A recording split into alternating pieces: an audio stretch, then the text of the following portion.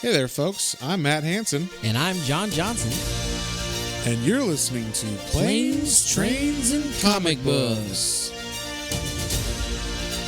the podcast where we discuss favorites we've reread, both classic and new comics we want to read, and everything else in between. And here's the comic we picked this week. Hey there, everybody. Welcome back to another episode of Planes, Trains, and Comic Books. Today, we are finishing up our Jeff Loeb, Tim Sale quadrilogy. I don't know. Marvel Color Run. Marvel Color quadrilogy. Yes. And that is because Tim Sale passed away about 2 weeks now, 3 weeks Yeah, ago? I think it was like 2 weeks ago now. Yeah, and so we wanted to finish up this run that he did with Jeff Loeb on Marvel characters. And it's funny because famously, if you've listened to this podcast, I'm not a giant Marvel fan and even less of a Spider-Man fan in Marvel. And the movies are okay, but Yeah. generally the comics. Though you really like the Sinister Six that we did too. I like Sinister Six. I And pick Craven's those Last on purpose. Like, I know which ones I think I'm going to like usually. So this one I didn't know anything about, and just based on the team and the other three books that were in the series, that's why we're doing this one last, because I was like, I don't want to do the Spider-Man one. Let's do Daredevil. Let's do Hulk. Let's do Captain America. And now this is the last one, and he passed away. So it's like, okay, let's do this one, I guess. And good God, I went in the wrong order, I think. Actually, I don't know. This one ended with a bang, because this was fucking fantastic. One of my favorite Spider-Man books so far that we've read. Definitely. The art was amazing, and the writing was very good as well, I thought. And just in general, I couldn't believe how much I liked this book, because I don't like Spider-Man. So yeah, that's why we're doing it though. And what'd you think? Like, this being the last one, what'd you think of all four of them overall, and where would you rank this one? I would say, without saying exactly what. Well, if I do that, I feel okay. Let's do that at the end, I guess. Yeah, we'll do that at the end. But okay. I will say, I'm really glad we read all four of these. I'm glad again. Jeff Loeb and Tim Sale have kind of been like our unofficial, our favorite duo team on the podcast. So now. far, they're and that may be because we've read I looked up. We've read most of their stuff now. There's a couple more Batman stories. Yeah, Dark Victory, which is the sequel to Long Halloween, and then Haunted Night, which is. It's not really a sequel, but it's in the same world or whatever as Long Halloween. So, and then they both did When in Rome together. The Catwoman yes, story. Selena Kyle, When in Rome. And then there's one called Solo. I guess. Solo I think they just did one. It's one issue, chapter, one issue of a series called Solo, where I think I don't know if does Jeff Loeb write it? Yeah. Oh, okay, then it's just one issue where they write it, so it's only 22 pages or whatever. But we do it all. Yes, you're right. We are going to do it. And we do have to do, because I saw the thing of it, and then you bought the trade of Challengers of the Unknown. Oh, yeah. I forgot about that. You were telling me, that's actually, not just, that's their first one, so I guess we'll see how much how well it pieces together compared to everything else, since it's their first one together. But I remember you saying, Challengers of the Unknown is a real cool, I don't know if it's cool. I enjoy it because it's so 60s or it's so 50s or whatever. It just actually I don't know if it's before the 60s, but it's definitely in the 60s when Jack Kirby was writing it and stuff. And it's just funny because it's like the Fantastic Four, except they don't have powers. Yeah. So they're just stunt men who are let's be super team, and then there's a woman there who sometimes isn't really talked about at all. But but it's just kind of it's literally the Fantastic Four, but without superpowers. So there's one woman, and then there's three guys, and one of them's married to her, and the other two are kind of just, there or whatever. and they all have similar personalities. So keep in mind, Fantastic Four Marvel, Challengers of the Unknown DC. Yeah. I believe Challengers possibly was first. I don't know. Really, maybe. It's Marvel's first family. That's That's Marvel's first family. But Fantastic Four is really old. Well, I'm going to say this. That the reason why, the X-Men, that came out because Doom Patrol was at DC. So Man-Thing, Swamp Thing. Each of them copy each other, but I do believe at this time period, Marvel would be hey, DC has this thing that's kind of weird and it's working, but it's not as clean or streamlined as it could be. Let's do that, but like make it Marvel, and then like Marvelize. Yeah, and so that's why you make it marvelous. Yeah, there you go. I wonder if you ever said that. I want you to make it Marvel. I just Stan Lee in his office. Excelsior! We're gonna do it, but we're gonna make it marvelous. Exactly. Exactly. That would be amazing. But yeah, so what were we talking about? Oh, that yeah. So anyway, that Challenge of the Unknown is just kind of a unique thing that would never really work nowadays. I don't think, at least, maybe you could get like a writer on it that would change the whole thing about it, like the whole premise of it, that would make it work. Kind of like Swamp Thing with Alan Moore or something. But like as it stands, it's just some stuntmen who go around being superheroes, but they're not super necessarily. They just they somehow have funding to like have a base and a mountain and stuff like that. But I don't remember. I don't know enough about it I've read some of the Jack Kirby stuff, but it all just kind of drops you at like issue 60 of Challengers of the Unknown. So gotcha. Like, okay, I don't know what happened before this. Well, we'll finish up all the rest of Jeff Loeb and Tim Sale stuff, I'm sure, eventually. But with Spider-Man Blue today, yes, we're finishing out the 4 Marvel colors. We did Hulk Gray, Daredevil Yellow, and Captain America White. Yes. I was just saying, it's unfortunate that he passed and you like definitely couldn't do anymore. I feel like it's weird that there wasn't like a red, because red is such like a prominent color in so many heroes. Yeah, maybe they were doing them as they were going, it's kind of like these all didn't happen within the same year or something. This was like you had one and it did well. Let's do another one, and then that did okay, and then like Captain America White came out when I was at the comic book store. Yeah. So like that was in 2006. This is from 2001. Daredevil was 1999 or 2000. So they're like, no, that one might have been 2002. So this one might have been like the first one, actually. I don't know. Yeah.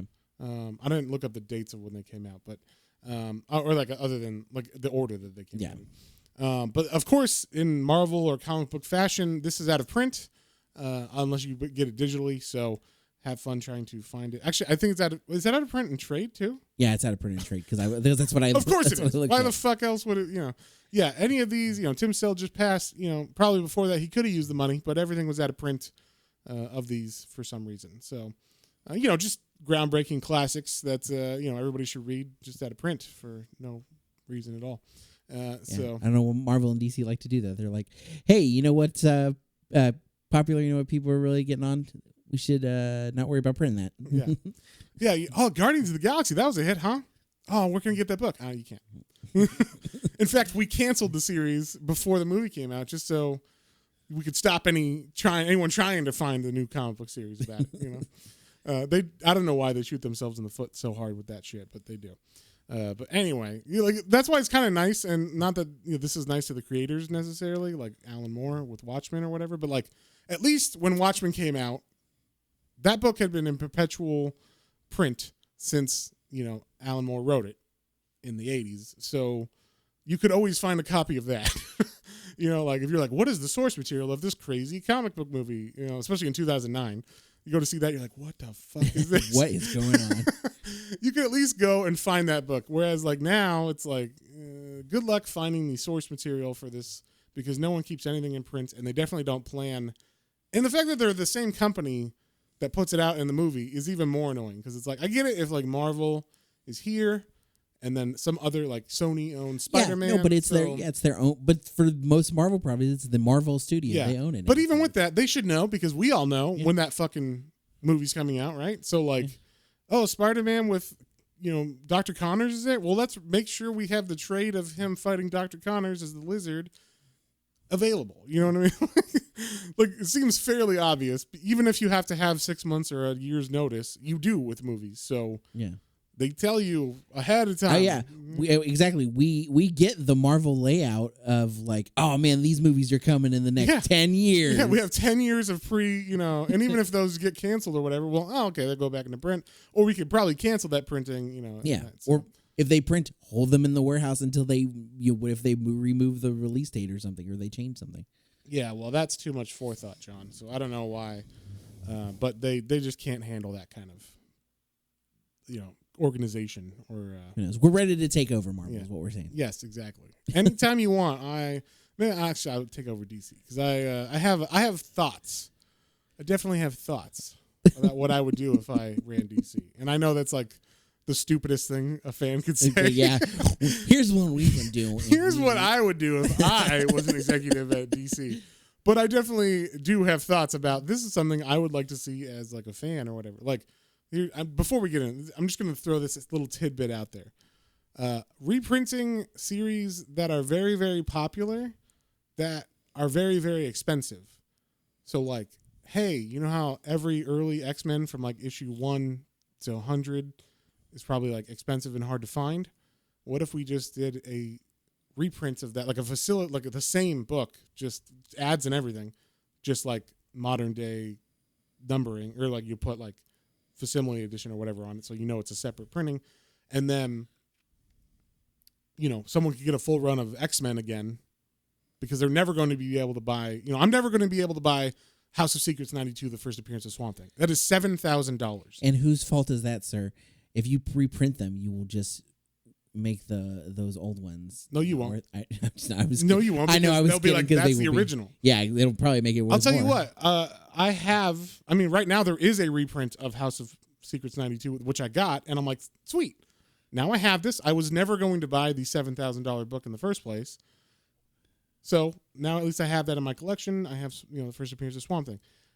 Is it the same? Maybe if I had $7,200 to throw down, I would buy it, but I don't, and can't imagine I'm going to. I can't imagine in the near future.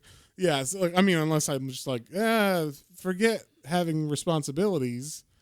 I'm just going to buy this anyway. Like, but like things like that would be a great thing to be for like, and you would automatically. There's no way that wouldn't sell out, like 100%. That would be your biggest seller for that month. Like, hey, we're going to start from Spider-Man number 1 or Amazing Fantasy number 15 or whatever, and then print all the way through Spider-Man, whatever you pick. Here's the Ditko run or whatever, or here's the Ditko and John Romita run or something. And then like, holy shit, like now I can have a full run of Spider-Man. It cost me cover price, but these aren't the originals. So I still have that goal in my head, like maybe one day I'll get the originals.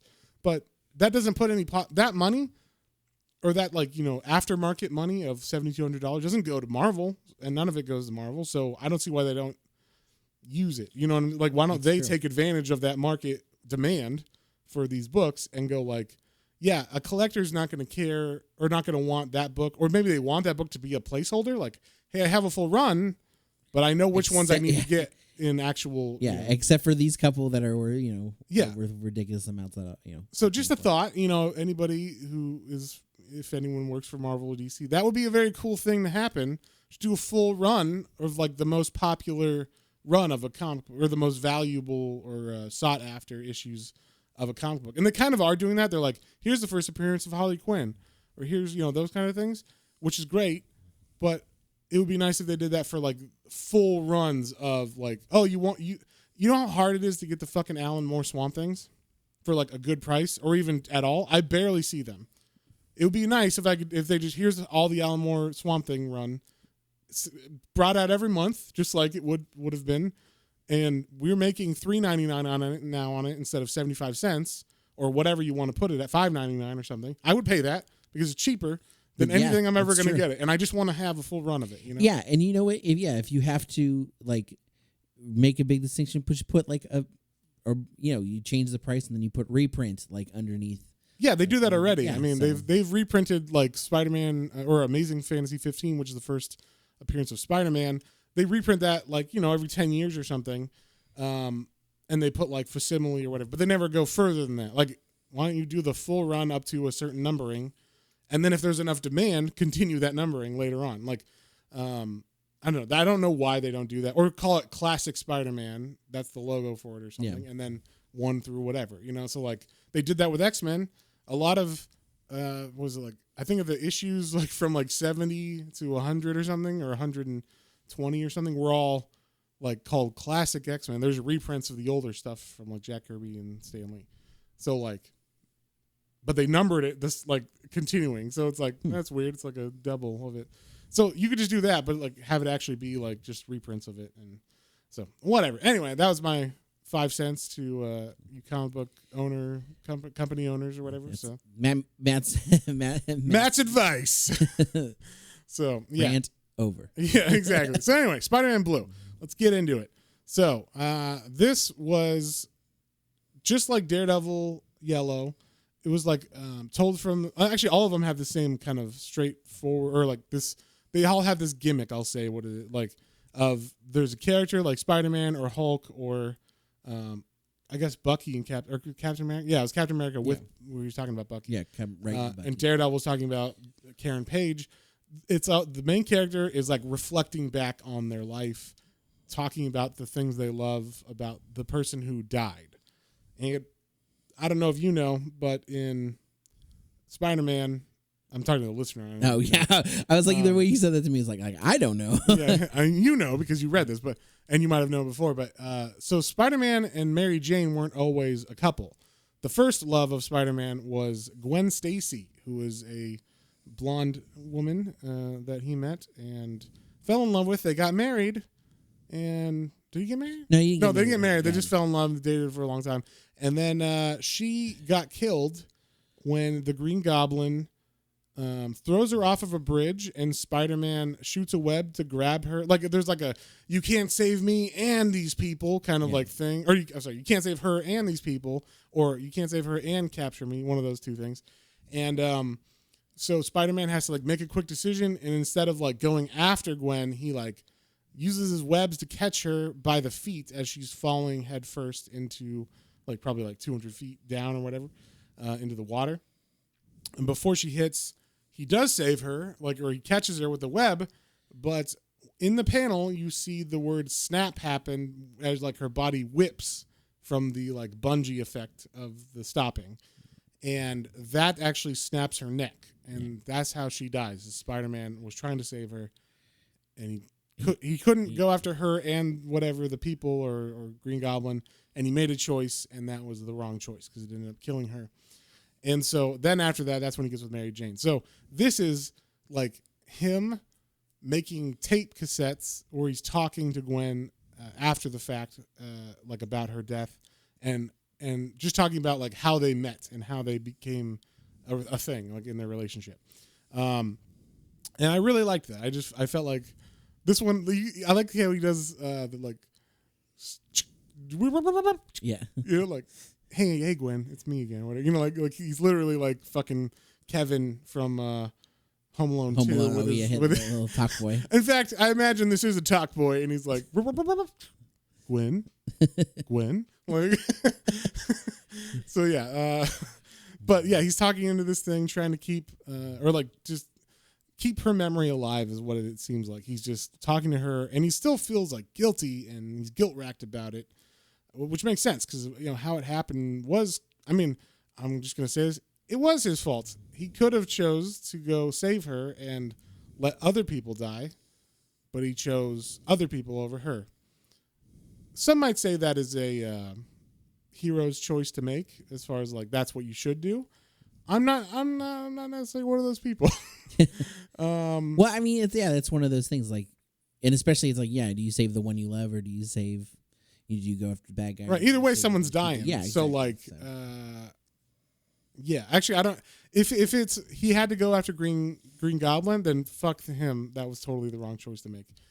But no, I think it was. If it was like, I got to save other people, then yeah, there's that moral dilemma of Gwen or those people. But for me personally, the people that you value the most are more valuable than those people to you, right? So.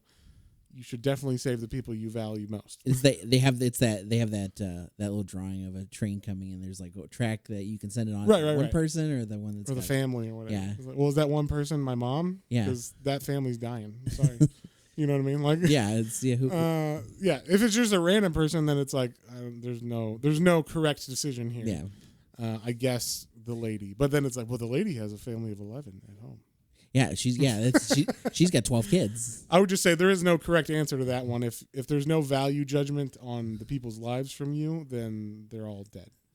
Either way, like I mean, they're all the same. So, but that's just me. Maybe I'm a horrible person, John. I don't know. But yeah. So anyway, he goes to the bridge where She died, and he like leaves a rose for her on. I don't know if this must be the anniversary. Yeah, he said he goes here every year, and he leaves a rose for her. It's Valentine's Day. And one thing I liked about this is like the rose actually like blows off once he leaves, and you see like it fall and hit the water, and it's like, oh shit. Ooh, yeah. It's symbolic of the the falling in general. And yeah, we get this really badass like pinup, and he knows it's a pinup like that's gonna get sold as a poster or something because he signs it. Tim Sale 2000. Yeah. But it's a whole page, splash page of the Green Goblin looking menacing, like ha ha ha ha. So Spider-Man. Yeah, then we see like they're like the confrontation, I guess, before that happened, right? So this is the setup. So I'm assuming this is correct because I know this story generally, but like everybody already knows, I don't like Spider-Man that much, so I haven't read too much of his backstory stuff. I can fill in all those points for the most part. Okay, so from what I understand, and tell me if I'm wrong, John. So he does this. This happens where he fights Green Goblin, then Green Goblin forgets about that he's Green Goblin, then it comes back to him slowly, Yep. and then So he forgets. So yeah, Green Goblin and Norman Osborn know that Peter Parker is Spider-Man. Yes. Like they have that reveal to each other. And so like that's part of the reason they're like that's like the greatest that's like his greatest foes because he knows. I mean, a lot of people find out that Spider-Man's right. Well, he reveals himself in Civil War or whatever. But in general, early on, that is why Green Goblin is his main nemesis is because he finds out who he is. Yeah, and he knows. And then that comes back. If he knows who he is, he knows who Aunt May is. He can, Yeah, that comes back like you said. Yeah. Hey, Matt, maybe you should turn your phone off when we're recording a podcast. Hey, I can't help it. I'm on call, okay? I need to be available at all times. No seasons. Play like a champion. Oh, yeah. There you go. You know what, John? You're never on call. You don't know what it's like. Right? You're right. I don't know what it's like to be on call. So, anyway. It's not like you're a doctor or anything cool. Yeah, nothing cool. I keep those doctors cool. It's true. I guess that's important. Yeah. All doctors out there, how important is it to keep operating rooms cool? Yeah, got to keep the power on. Yeah, exactly. Matt keeps the light on for him. Anyway, exactly. I changed those light bulbs. Anyway, so the Green Goblin knows that, and then so that's where we are right now. Yeah. We are like at the point where the Green Goblin has found out about Peter Parker. He has captured Peter Parker as Spider-Man, unmasked him. He's tied Peter Parker to a chair, and he's like, "I'm going to kill you," and like I can't believe it was you the whole time, kind of thing. A kid. How could it be a child? Yeah, how could my greatest enemy be a child? And one thing I like about this is, and I don't know if it's because everybody talks like this in comics now, but I usually don't like the quipping or the like clever talk or whatever from a character. I know Spider-Man was kind of like the original, so I give him a pass usually on that kind of stuff.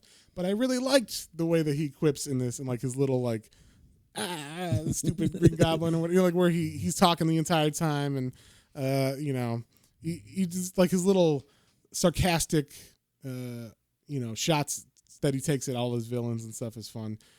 As opposed to like nowadays where like fucking Wolverine will say that shit and I'm like, don't stop it. Please stop it. I don't want to hear Wolverine say anything other than bub and smoke a cigar. Like I don't care. I don't want to hear him be like, making clever remarks or sarcastic things. I think they all have done it a little bit to extent, but none as much as No, but I mean like, okay, every now and then like a funny line is fine. I'm talking about like every issue. Yeah. No, I agree. Yeah, because I was like Wolverine, I know called Beast like names at points. He'd be like, yeah, but that was like one person, and it was that's not how he would say everything. It was just a Beast. So it was like characterization more than like we all talk like we're in Buffy or something. Like that's true. Yeah, that's the problem is everybody's trying to like copy Joss Whedon talk or whatever, and for every character. So that's one of my pet peeves. But so anyway, back to this because. He does talk like that, but it's not as Joss Whedon-y, and it's also more in line with his character. So I liked what he was saying too. Like it felt kind of old school. Like this felt like it was in the 60s. You know what I mean? Yeah. Like it's not set in that time period. Although I don't know what time period it's set in. They're driving older cars and stuff. Like the convertible that Harry has is like an old school convertible. They don't really show computers or anything in this either, do they? No, I mean I think it may be set like it's. That's so cool, actually. I mean, but you don't know, right? Yeah. Like, I never thought about it while I was reading it, which is kind of cool. They made it like timeless. Like they never just mention it, you know what I mean? Like they never say like, let me get my cell phone and like, it's like a brick or whatever because that was out. That's what was out at the time. So let me get my Nokia brick. I'm gonna play Snake while I wait. Like they never say anything like that. So it kind of makes it timeless, which is nice because this is supposed to be early in his history. And so Spider-Man is able to break free. He like says a quip, jumps up backwards in the chair that he's tied into, and then like breaks his legs free and kicks up and kicks Green Goblin in the face, and then he's able to like take him on, and it ends up with Green Goblin throwing a pumpkin bomb at Spider-Man, and then Spider-Man grabbing it with his web and whipping it back at Green Goblin, which explodes, and then I guess because of that, the concussive force of the explosion wakes up Norman from the evil Green Goblin character, that persona that he was in. And so Spider-Man, thinking quickly, throws the costume in the flames of Green Goblin, and then pulls out Harry Osborn as the fire department Norman Osborn. It's because Harry becomes him later, obviously. But yes, but yeah, not in the story, my bad. In general. Also, I love Norman Osborn's hair. I don't know.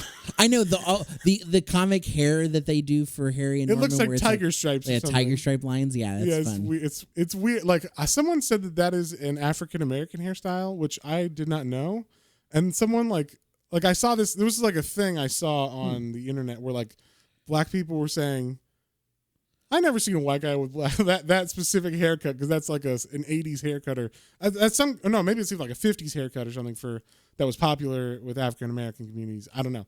I just heard that and I was like, interesting. Like I wonder why they went with that.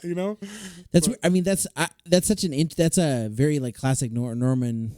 Like Osborn look like that's been in the comics for a long time. I think maybe it was interpreted as this haircut, but it's not supposed to be. It's just supposed to be like he's got red hair that's wavy, but it looks like lines, red black.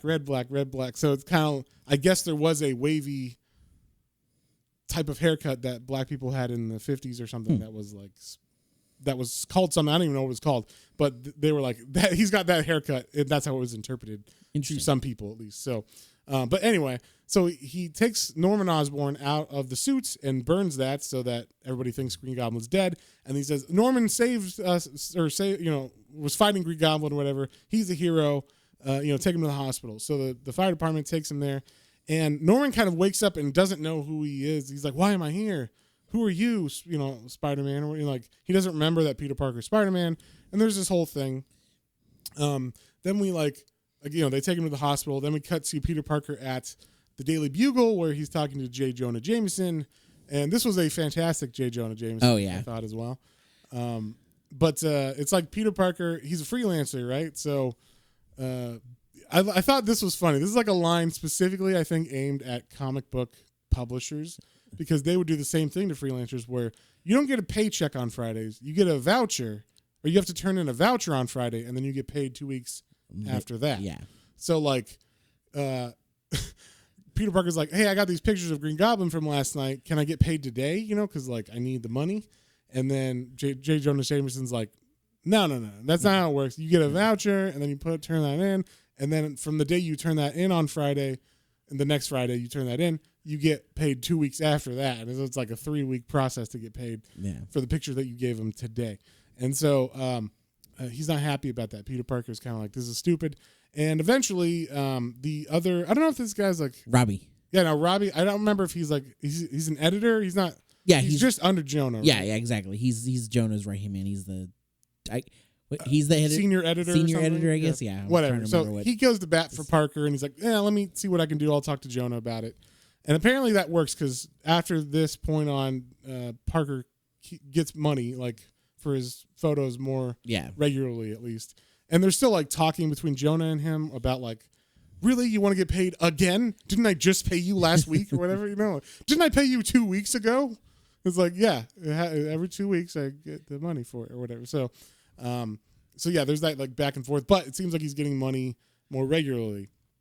And the whole time this is going on, we're getting the talking into the cassette narration, and that's he's talking to Gwen Stacy in first person or whatever, or in first person, whatever it is when you're saying you. I guess it'd be the second person because you're it was so funny when you did that. You remember, you remember Gwen when that happened? And specifically this whole time because he's just talking about Green Goblin and Harry, Norman. He's saying like, I have this chance. Like, this is where I realized I made my first mistake, because it would have been easy to like basically let Norman die in the fire too, right, with the Green Goblin, but he didn't, and he realizes like that was like the first big mistake. Although like it's one of those things, he's like he felt bad because Norman woke up from being the Green Goblin, and he was like, he said he made her remind him of his Aunt May because he was like scared, didn't know where he was. He was talking about Harry, where's his son? Yeah. So it definitely like it pulled at Peter's heartstrings to and he realized this is not a trick. Like he really doesn't remember who Green Goblin is or Spider-Man, and he cares about his son. And he said, that reminded me of how Aunt May would talk about me. So like I knew it wasn't fake. And so that's there. And the reason why he says that is later on we know what happened. So. So now that Norman is in the hospital, Peter Parker goes to visit him because I guess he says like, I'll get some pictures of Norman in the hospital for the paper, and then he goes there, and I thought this was interesting because this kind of seemed, I thought this was like a plot point they were going to bring up of why Harry gets mad at him, but Harry never really gets mad at him in this. No, there's a couple points where he should have got mad for what Peter's doing or whatever, or at least what's going on with Peter and the two women who are infatuated with him. Yes. And so Peter is not friends with Harry Osborn in this yet. Like they know each other, they're acquaintances. Yeah. Harry hangs out with Flash Thompson, who's kind of like the bully to Peter Parker. And also in that group is a girl named Gwen Stacy. And she automatically, when she sees Peter at the hospital, she's like, who's that? And this is them not in high school, by the way. This is them after high school. They've graduated. So Peter is he's not going to college yet. I think maybe he is going to college. I don't know. I think he's going to college, but maybe this is because he's working with Connors later on. So maybe he is, like an assistant or something at the college or whatever, at least for science, or he's going there for at classes. least it doesn't. Yeah, it doesn't. This doesn't focus on him going. Yeah, I don't think we ever see him actually at school, like in class or anything. So, but either way. Him and Harry are not quite friends yet. So when Harry sees Peter there, he's like, "Oh man, thanks for coming. Like, no one else really came, and it means a lot. Like, I know we don't know each other well, but that it really means a lot that you came here to say hi to to check on my dad and me." And Peter's like, "Yeah." And then you see like his camera in his hands as he's walking away that like Harry didn't see. So it was like, is Harry going to be like, why was find out that he was just there to take photos of his dad like in a hospital, which would be pretty upsetting if you were like, he's my friend, and you find out the first time you met that you thought like built your friendship was actually him just like getting photos of your dad in the hospital, which is kind of fucked up that he would like sneak in and get like an invalid man like like held up in the hospital. Norman Osborn beat up by the Green Goblin. Yeah, and so that's kind of like. Just their first meeting, and the first meeting not only of Harry and him, but also of Gwen Stacy and him. She doesn't meet him; she just sees him, and he looks back at her, and she's looking at him. So they lock eyes, and they're like, "Oh, like, what's that feeling? Who is this person?" Yeah, and then then we cut to him at home with Aunt May. And you can see he's kind of growing up. He's out of high school now. He needs a car or some kind of transportation, and he gets he wants to get a motorcycle because it's cheaper, I guess, and also way cooler. Babes love motorcycles. Oh yeah, totally. And so he does end up buying a motorcycle, and he's looking pretty snazzy on it. And he sees Flash Thompson and Gwen Stacy walk by the dealership as he's buying it, and so he's like, "Hey guys!" He rolls up after he's done buying it, and he's like, "Anybody want to ride?"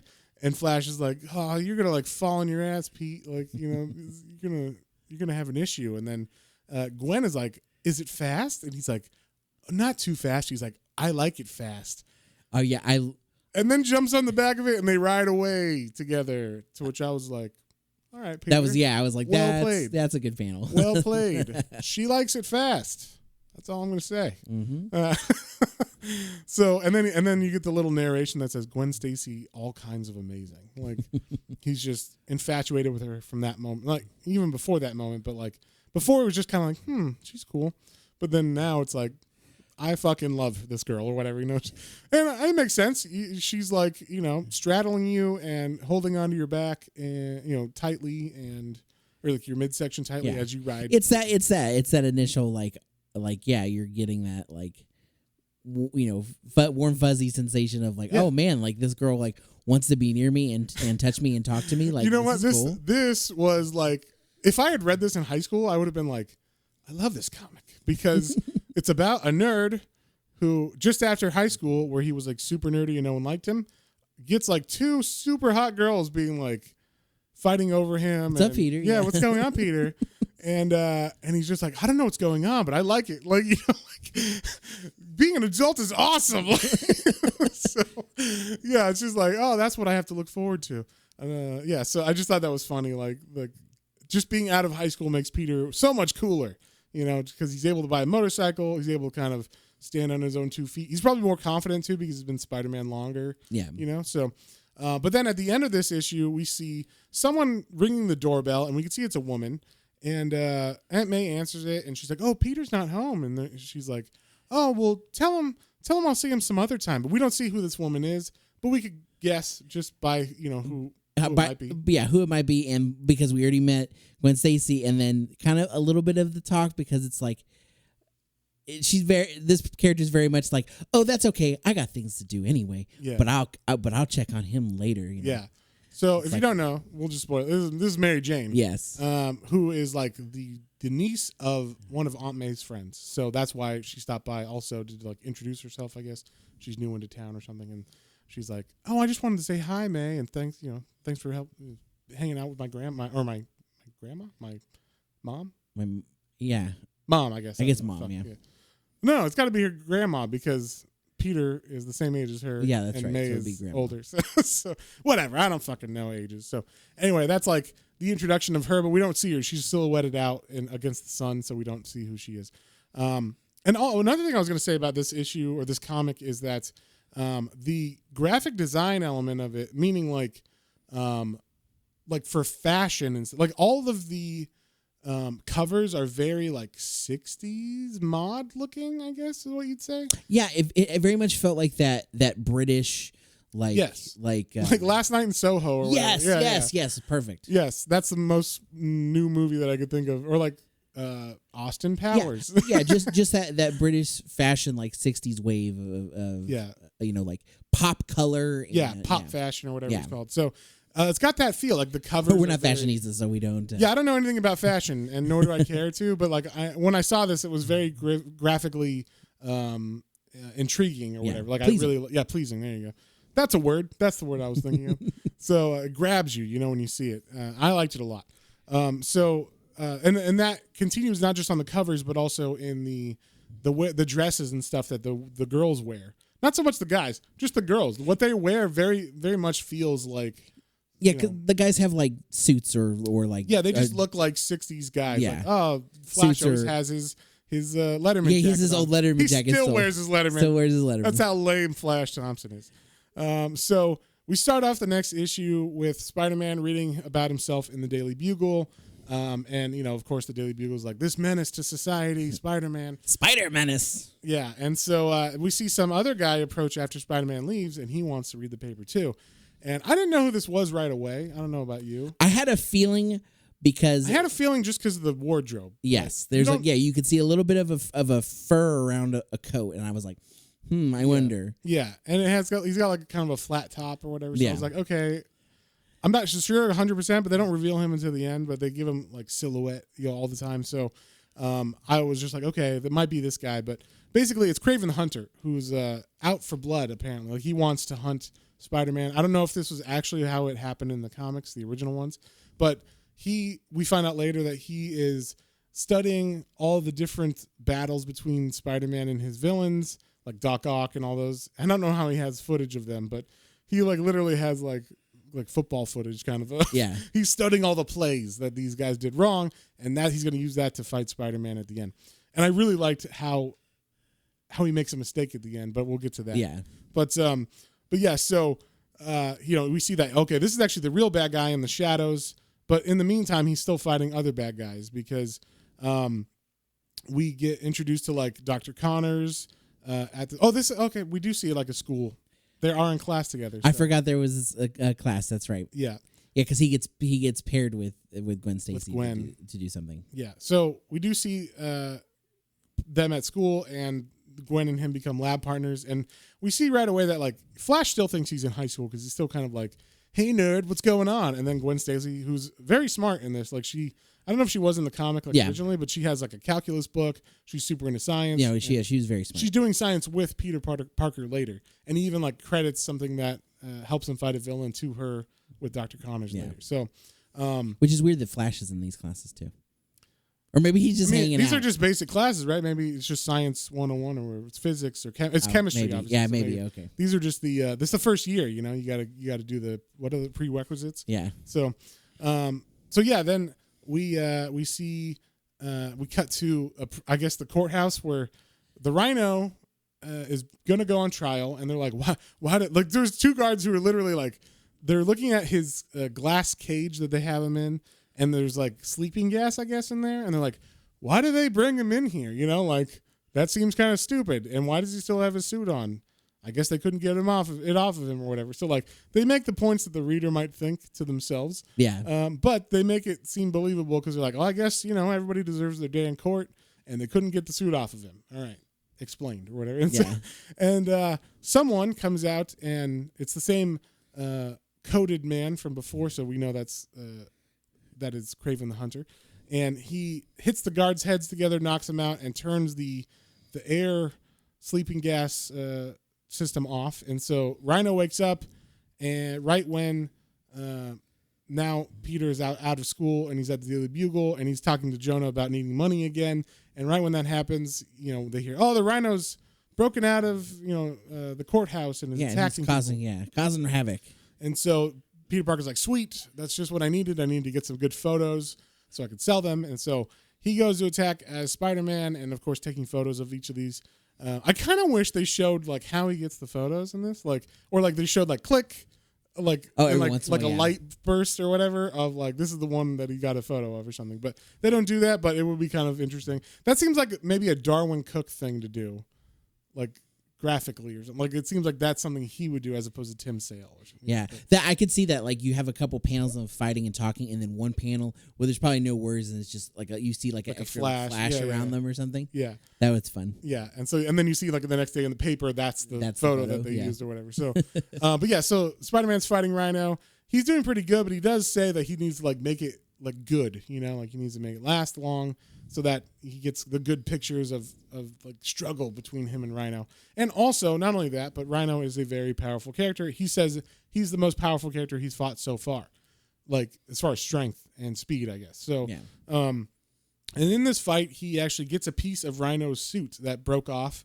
And I didn't know this, but apparently the suit is actually some kind of like bonded polymer or something that bonds with his cells, so you can't just take it off. It's like once it was on him, it's on him, and it's like basically another layer of skin now. Yeah, it's a layer of like not indestructible, but like super tough. Yeah, they say it's like Kevlar, skin. But that's like literally like a rhino's hide or whatever.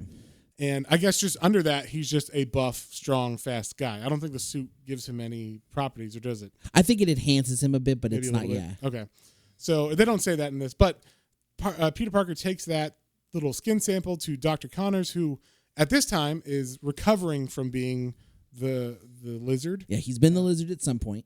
Yeah, they mentioned that he did his, like Spider-Man feels bad for him because he did this experiment to regrow his arm. It ended up costing him his family a little bit, so they're kind of separated at the moment. But his family's supposed to come visit later on, and he's very excited about that. But also, once again, I would not give up my family, especially their safety, for what essentially would be like, Peter Parker could do this himself probably, or at least show him how to do it while you're standing there and not touch the chemicals.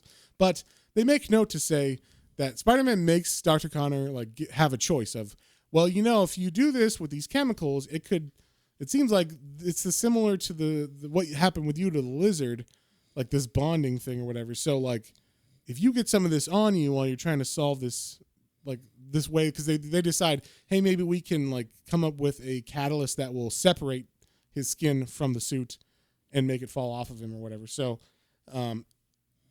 Connors is like, okay, but if I do that and I touch those chemicals, it might make me turn into a lizard. And Spider-Man's not like, oh, well then, yeah, of course we don't want that to happen. He's like, well, I guess you got to choose, huh? Who do you want? Who do you care about more, your family or the Rhino? Or the people, the people of this town and the rhinos. Yeah. I have to fight him. And basically, I felt like he kind of guilt-tripped Connors into this, but Connor's like, you know, it's fine. It's fine. Yeah, you're right. My family isn't as important as the Rhino crime spree or whatever. And so, so like they decide they do it, and we see the next scene is the next fight. I guess. No, so I think what happened is that was a flashback. Is that what that was? No. That was, I think, the Rhino. Like as they were fighting, he like crashed into a building, and I guess he got like it was under the rubble and knocked out. And Spider-Man's so he took a break. Yeah. Oh, okay. And that's the way I took it. Is like he took a little break in this fight. I felt like when I read this, it was like he got him down, but he got away from the police or something. He thought he was down for the count, and like the police were going to show up or something, but that didn't happen. He escaped from the police. Then he was already on his way to Dr. Connors to figure this out. Then he came back. Oh, it could be that too. Something like that. They don't really explicitly say why Rhino is still on, a rampage even after he fought Spider-Man. But Spider-Man comes equipped this time with the catalyst that Dr. Connors made for them or for him. And it's like you could tell it's different webbing because it's like a brown-looking liquid or a tan-looking liquid instead of the regular white spider webs. And he sprays it all over Rhino, and Rhino's like, what are you doing? Like, this isn't going to do anything to me. And then, actually, Rhino, I think, causes the catalyst because he throws Spider-Man into a hydrant, which covers him in water, and that water mixed with the webbing that has this catalyst catalyzes, I guess, or reacts or whatever. There you go. Has a reaction. It has a reaction, and the suit begins to melt off of the Rhino, which is great. For some reason, and I never thought it was like in the Amazing Spider-Man movie where the Rhino is like a suit that he wears, like a mech suit or something. Yeah. But he just seems way bigger than a person could be. So I was just assumed, like, I don't know, maybe the suit is like it bulks him up or whatever. But no, it's just kind of a layer on top of his bulk. So he's a very large man, just in general, I guess. I mean, it makes me think of like Juggernaut. I would say the Juggernaut. Okay, he's a pretty big dude too. I can see that. Because obviously his head isn't as big as the bowl on it, but in general, I don't know. I haven't seen him take him off. You've seen him. But that's what I was gonna say. But like the Juggernaut is still a pretty big dude. Like definitely like even the Blob. The Blob is like a really like. Yeah, that's true. I know he's fat, but I figure those are mutants, so like there's a reason why. If this dude is just a guy in a suit, kind of makes me feel like he's a little too big. But whatever, it's a good design because he's imposing. So. Yeah. But yeah, like I said, the suit melts off of him, and then he's able to get arrested by the police because his Rhino suit fell off. And of course, he's like, "What the fuck?" Like it's like his identity just came off of him or something, Like no. So I thought that was funny. So he goes home. And he had made a study date with Gwen Stacy at school. He's like, hey, we need to work on the science project. She's like, why don't we make it, 5 o'clock tonight or whatever? He's like, all right. So he got all snazzed up for it. He got his suit on. And he goes down to see Aunt May. And Aunt May's like, wow, you look great. Like, you're all dressed to the nines for her, huh? And he's like, how do you know what I'm doing? How do you know, like, why I'm all dressed up, basically? And she's like... No, because I know I set it up or whatever, And he's like, "What?" And then the doorbell rings, and we see someone answers the door, or Aunt May answers the door, but who's there is Mary Jane, and she lays it on heavy right away. Yeah, she says her famous line of "Face it, Tiger, you hit the jackpot." You hit the jackpot. And my wife has still never said that to me. Not once. I don't know why. They don't say it. It's never like the comics. It's never like the comics. So, that'd be nice, if you're listening. Yeah, if you just happen to listen to this episode every once in a while, just lay a comic line on me like that. Yeah. They're never going to. It's fine. Yeah. Anyway, I'm just sad. Melissa's never gonna get that purple Catwoman suit. No, unfortunately, I bought it. It's just she won't wear it. it's in a suitcase in there.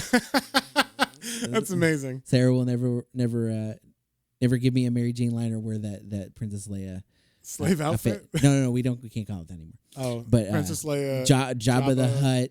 Jabba captive power woman outfit. Yes. Empowered woman outfit. You know what it's what is it? It's the metal bikini. There you go. That's what you say. Okay, there you go. Anyway, So this is one of those panels though when they fully reveal her, like the outfit. I mean, it's it's definitely forming of her body. So sure, she's in a dress that is very form fitting, but that makes sense because she's supposed to be like an actress or whatever. Yeah. And but it looks cool because it very much is like, wow, yeah, she looks very fashionable, and it's a really cool panel. I mean, basically, Tim Sale just knows how to draw ladies in tight clothes. That is what I've come to the conclusion of after reading all of these books. Tim Sale can draw one hell of a lady in tight clothes, or just in general, he can draw one hell of a lady.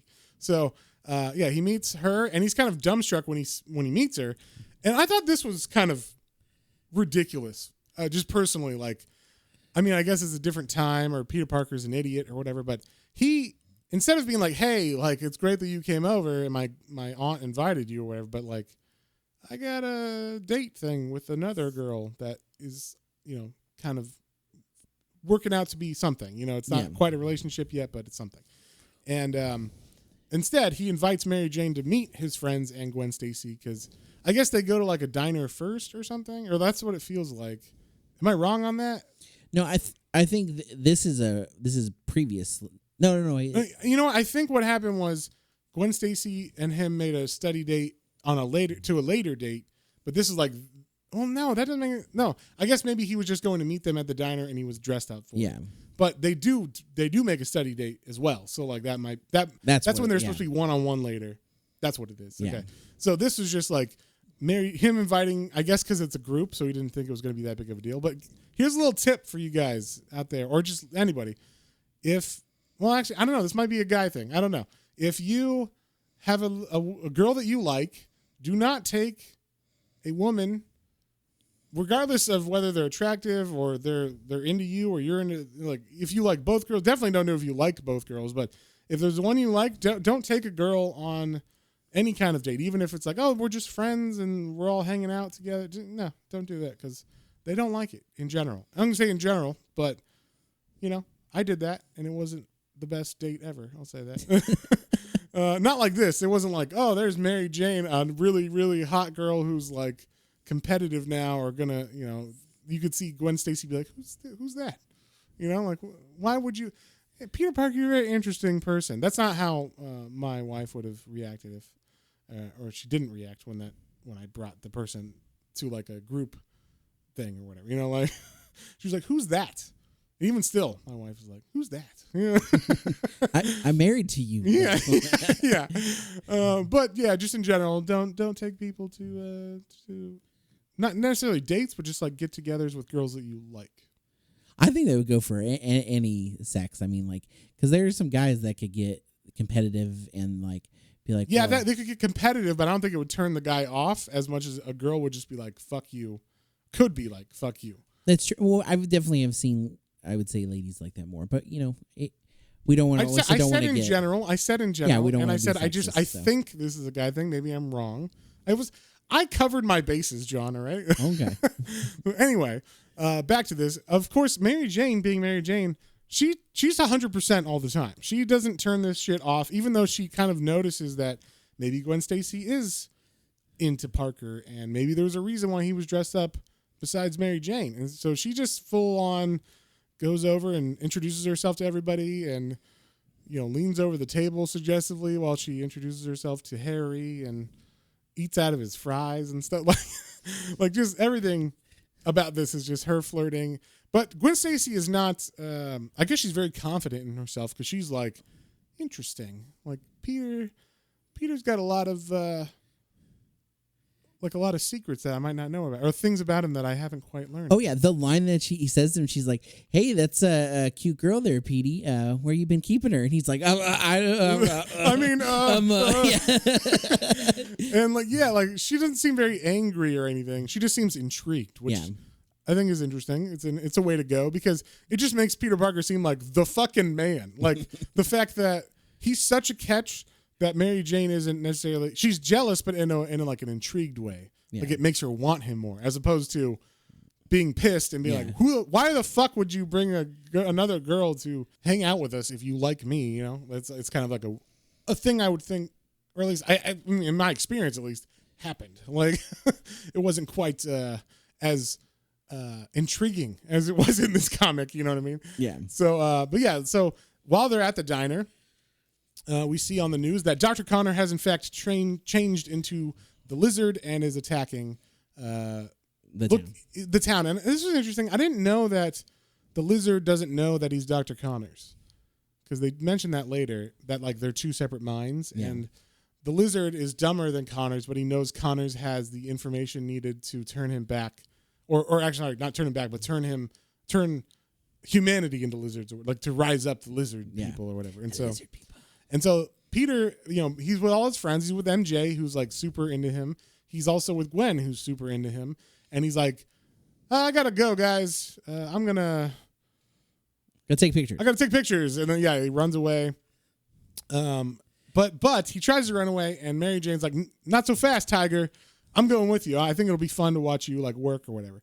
So he takes Mary Jane on a motorcycle, and she is fucking just as elated and interested in Peter as as Gwen Stacy was. So and fucking the smile on Peter Parker's face is like, fuck yeah. Like with Mary Jane Watson, anything goes. Hell yeah. He's just super like, all the girls like me. I don't know what to do. Like, this is fantastic. This makes being adult look great if you're in high school. You know what I'm saying? Yeah. Like, especially if you're a nerd in high school.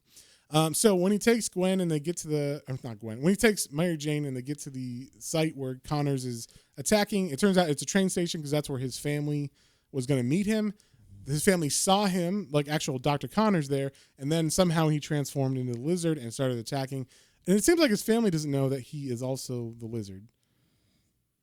Yeah, it's true. Because she says, I don't know what happened. I saw him, and then he was gone, and the Lizard started attacking. So it seems like they're not aware that he's the Lizard. Although it seems like there's maybe he just sent them away.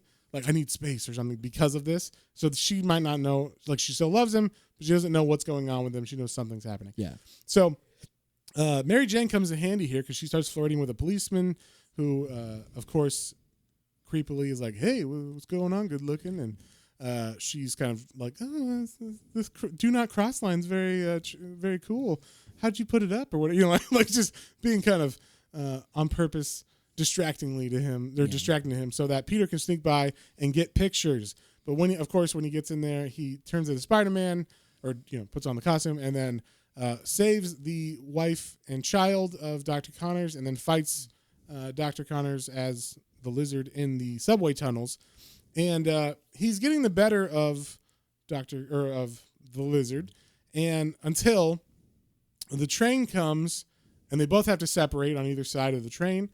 And then someone in the shadows talks to the Lizard and is like, hey, like, I can lead you to safety. Like, I'll show you the way out of here if you come with me. And he's like, why would I follow you? And we see the person's in the shadow. It is Kraven the Hunter again, but we don't know that yet as the reader, but that's who it is, who's kind of putting his whole plan together. And I thought maybe he was going to do like a Sinister Six thing where he's teaming him up, but it's just like, oh, he's just trying to like help the battle continue so he gets more info on Spider-Man's fighting style, I think is what it is. So that makes it so the Lizard gets out. So Peter comes out because he's like, oh, where'd the Lizard go? I think I know where, but I have to, undress and then go out as Peter again and then see Mary Jane. Yeah. So he comes out, and I thought this part was fantastic because this totally would mess with a guy's head. Because he's like, at this point, he's kind of like, I like Gwen, but it's this Mary Jane like me, and she's super hot, so like, I mean, I'm kind of into that too, or whatever. And like, the thing with Gwen isn't set or anything. It's just kind of like flirting or whatever. So he comes out and she sees that his head is bruised from the fight, but she doesn't know why. And she's like, oh my God, what happened? He's like, well, I'm a photographer and I film Spider-Man or whatever. So sometimes it gets rough. It's dangerous out there. And she's impressed by this. So she kisses his head where he's got a bruise and she's like, whatever makes my guy happy. And he's like, my guy. Oh shucks. She said, "Oh shucks." She said, "My guy," and I was like, "Yeah." If you give, ladies, if you give a guy a pet name, even if they're like your friend, and you're like, "Hey, you're my guy," he almost 100%, they're gonna be like, "Wait, does that mean something?" Like, what are you trying to say here? But yeah, so it kind of confuses him. But he's got more important things on his mind because he, kind of deduces that the Lizard's gonna go find Connors. Because that's what he wants to do in the first place. And so he goes to Connor's lab where he finds the lizard tearing everything apart, looking for Connors. And like we said, he doesn't know that he is Connors. So Spider-Man has a fight with him again and is able to. This was funny. He like the way he defeats him, I thought was good. He like sprays nitrogen on, or like a liquid nitrogen on him that cools the lizard down, which I was like, that would just fucking kill him. But, it's a comic book, so it just cools him down enough so that, lizards are cold-blooded. They slow down. He slows down. And then as the family, I guess, once they left the scene of the fight, with the lizard, they were like, well, let's go see Daddy. And so they go to Connor's lab, and they knock on the door, and Spider-Man's able to get the restorative formula and inject it into the now sleeping Connors, and then he transforms back into his human state before Spider-Man undresses. Or no, Spider-Man doesn't undress. He just answers the door and is like, hey, we're just here talking to each other. Like, no lizards here. And like, nothing going on. And so then Connors, of course, knows who Spider-Man is, or at least that Spider-Man knows who he is. Yeah. And so he just says, like, as Spider-Man flies out, that's a real hero right there, because he's happy that Spider-Man helped him. And so then I thought this was like the point where I thought, oh, they're gonna show Harry go bad or something. Yeah, because Harry is at home, or at Peter's home when he gets there, and he's like, hey, what are you doing, Harry? He's like, hey, I had something I wanted to talk to you about. He's like, oh shit, like what's going on? And then first he asks, hey, do you want to move in with me? Like, because my dad, he's in the hospital, but he owns this apartment building. And he said I could stay there, and it's rent free. So you rent free, yeah. So why don't we like become roommates? Because this is like over a couple weeks or months, so they've become faster friends, at least enough so that Harry would ask like, "Hey, you want to be a roommate?" And Peter's like, "Well, let me check with Aunt May, but that sounds cool." And then the second thing he brings up is like, "So, what's going on with you and MJ and Gwen? Like mainly MJ, like what's, is that a thing? Or because like she obviously flirts with you and she likes you and stuff, but I was kind of wanting to go after that." And he's like, no. Well, yeah, he's like, well, yeah, no, technically we're just friends. So. Yeah. And like, I don't have any, he's like, are you sure? You sure you're sure? You sure you're sure you're sure? He's like, yeah, no, Harry asked him several times. Yeah. So. And he's like, no, it's fine. And he's like, all right, well, you'll see everything's going to be great. We're going to be roommates. I'm going to be with Mary Jane. And, I think Gwen's got something for you. I think everything's gonna work out just fine with Gwen. And Peter's like, with Gwen? What do you mean?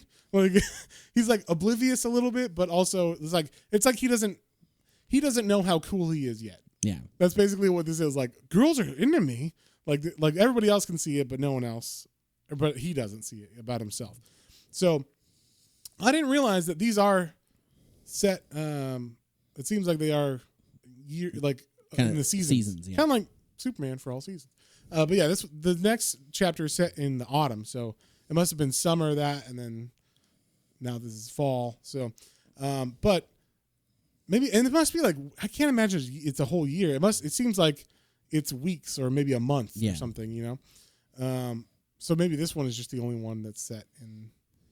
I don't know, but they made sure to mention that this is autumn. So, Peter is talking to Aunt May, and they're both being kind of weird, and like they want to talk about something with each other. And Peter's like, I want to ask her if I can move out, but I don't want to hurt her feelings. Yeah. And Aunt May's got something to ask him too.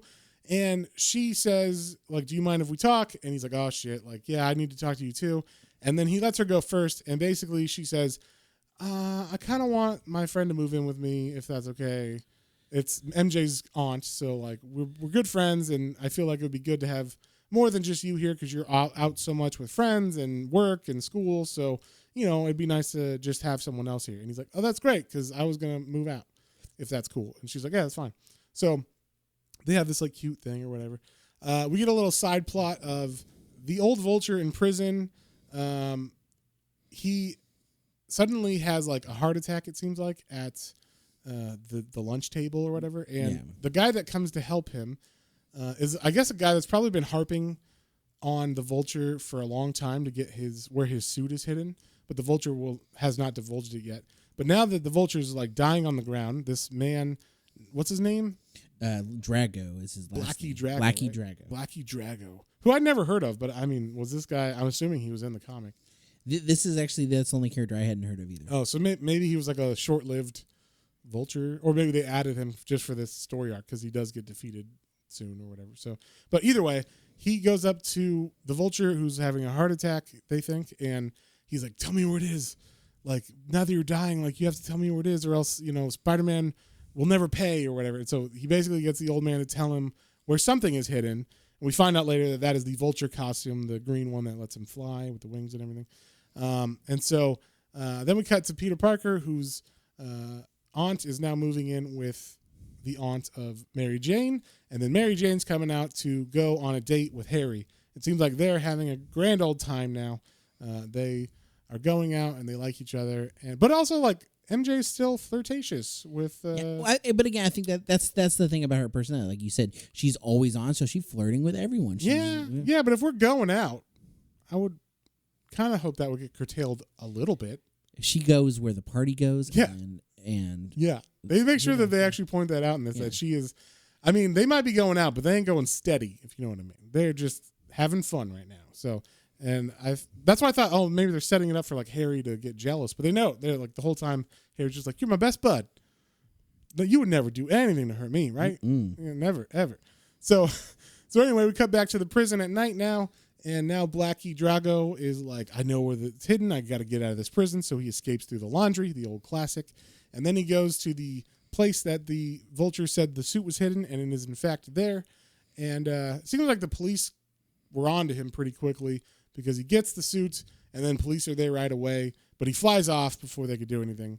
And then we cut to the night that Harry and Peter were supposed to have like a kind of like a housewarming party. That's what it's called. I was going to say welcome home, but it's a housewarming party. And Spider-Man is, I guess, he's going there from being Spider-Man. Like he's about to swing into his apartment. But before he can do that, we see on the inside, I thought this was funny, Flash, like, and he's like this in the movie too, which is nice. Yeah. It's kind of like one of the few things that's actually like comic accurate, that like the MCU, like Spider-Man movies are like really, they kept or whatever. But like this whole scene or the idea that Flash Thompson is Spider-Man's biggest fan, but the biggest bully of Peter Parker. Yeah. And so Flash Thompson sees Spider-Man fly by the window. And he's like, "Oh my God, guys, it's Spider-Man, look." And they're like, "What are you looking at?" Because he flies by, and then they don't see him. And then he's like, "No, I swear he was there." And then he's like, "I'm going to sit here and look at the window until he flies by next, or like another time." And he's staring at the window, and then they say, like, "Stop it, you're being ridiculous." And he turns his head, and he misses Spider-Man flying by again. And he turns back, and Spider-Man's gone. So it's like a fun little gag that they have in there. Yeah. But Gwen's here, and MJ's here, and Harry, and of course Flash Thompson. So they're waiting for Peter there to get there to kind of kick it off. And Gwen and MJ are very understandable about him not being there, and also like they're very like happy to be friends with each other, which is also interesting. I don't usually see that with two girls that were in. I mean, I don't know if you saw someone who you knew was into another person, but then now you're dating them as well. It's like, well, maybe because she sees MJ with Harry, so I guess, but I would still feel like maybe it's just my insecurity. I would still feel like, yeah, we're not best friends. Well, I'm not best friends with the guy that. They're just at a party talking and having a good time. All right, yeah, they're partying, they're dancing, but Spider-Man, before he can land and become Peter Parker and go into the room, he's still like about to land on the building, and then his spiderweb gets cut by the new Vulture, and they begin to fight. And then this scene was pretty cool because it's like intercut with the party, and all his friends are like, "Where's Peter? He's such a flake sometimes." And then like. Flash is always like, "Man, Pete, he's a loser," or whatever, Yeah. And I mean, MJ's like, "Yeah, he's probably out taking photos," and they're like, and, it's pretty dangerous. Pete, and you're like, yeah. But they're like, it seems like they're understanding, like, "Oh yeah, it's pretty dangerous. He's trying to get money." Yeah, I feel like they're understanding, but they're also like, what are you gonna do? Because that's what he does. So. Yeah. So at the end of this fight, it seems like Spider-Man actually dies, is what the bad guy thinks, but he does not kill Spider-Man. He just leaves Spider-Man on a roof, like knocked out, I guess, concussed. And then Spider-Man wakes up and he's like, "Whoa, that was crazy." He gets there late to the party. Like he goes down to the party still, but everybody's gone because it's been a couple hours. And he shows up and Harry's like, "Well, you're kind of late to the party, but better late than never." And this is where I thought they were kind of showing a rift growing between them, but they never do. They never like fully go there or whatever. So he just kind of like says, Pete, you flake or whatever, like, can't believe you didn't make it to your own housewarming party kind of thing. Yeah. But Harry takes Peter to the apartment, and I guess he's never seen it because he has to tell Harry, like, hey, it's a nice apartment. But he's all beat up, obviously. He's concussed. He goes to sleep. Which is smart. Yeah. And then we see on the roof where, you should always go to sleep after you get a concussion. Just that's what the doctors say. And we're being sarcastic. So yes, do not do that. Go to the doctor. Yeah, go to the ER.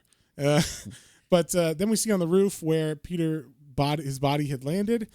We see Craven looking at the spot, and he's like, he is not dead, but the stupid vulture thinks he is, kind of thing. So he is aware now. And then Craven goes to the hospital where the vulture, the old original vulture, is in convalescence now. He's dying on a bed, Gargan. basically. No. Gargan's Scorpion. Who's the? I don't know what his name is. It doesn't matter. Okay, I was blanking for some reason. Keaton. Michael Keaton. Yeah. Well, no, that is the right character name too, but I'm blanking on the name. I don't remember what his name is, but anyway, Adrian Toomes. There you go. And so, Craven breaks into the hospital ward where Adrian Toomes, the old vulture, is dying in a hospital bed. It turns out he did not have a heart attack. He was poisoned by Drago, and it made it look like he was having a heart attack. And so that's why he gave him a secret. So Craven. Kelsey Grammer walks in. Yeah, here you go. Oh, no, I'm sorry. Wow, that's Frasier. That's Frasier. Wow, I went a completely different show. Kramer is a man we don't talk about anymore. No, we can't talk about him. He had a rant a long time ago. Kramer walks in the door. Yeah. No. Jerry, what's going on? Anyway, so he goes. Craven comes in the window. Talks to Toomes, tells him, hey, you were poisoned by that guy, by Drago. I have the antidote. Here you go. I like that he shoots a blow dart instead of just like injecting it. He shoots a blow dart into Toomes, which he's so extra. Yes. Craven's just like, no, I do everything crazy. I do everything. I am crazy. I am the hunter. And so then we come back to Peter, who's still like, sick. He's actually sick because he got a cold as well, but he's still not feeling good from that fight. And Mary Jane comes in with the most graphically designed dress ever. Like I said, all the dresses that the girls wear they stand out, and she's got chicken soup that she made. So that's what I'm saying. Like, if you have a girlfriend and another girl who she knows was like hitting on you brought you chicken soup before your girlfriend did, your girlfriend would not be okay with that. Yeah, that would be a little weird. That's for sure. She'd be like, "Who the fuck is this girl? Who is this girl? Yeah, and also, who does she think? You fucking her because she brought you chicken soup, but you'll bring chicken soup to nobody, like for no reason. You know what I'm saying? I don't know. Some people do. Some people kiss friends, and then it's not a big deal. Yeah, not at all. So I don't know. But anyway, some people rub each other. You're like, wow. So anyway, MJ comes in, brings him chicken noodle soup. Like flirts with him and literally feeds it to him. And then as she's feeding it to him and flirting with him, Gwen comes in and seems pretty okay with this. She's like, what's going on here? I brought you Huck Finn to read to you. And I would be mad at as Gwen because MJ's been there feeding him soup. You don't know for how long. Yeah. She comes in to say like, oh, I want to read you Huck Finn because that's what your aunt told me. I did like that because he's like, Huck Finn, my aunt used to read that to me when I was... My uncle. Our uncle, yeah. And she's like, huh, that's funny. Your aunt told me that your uncle used to read that to you. Yeah.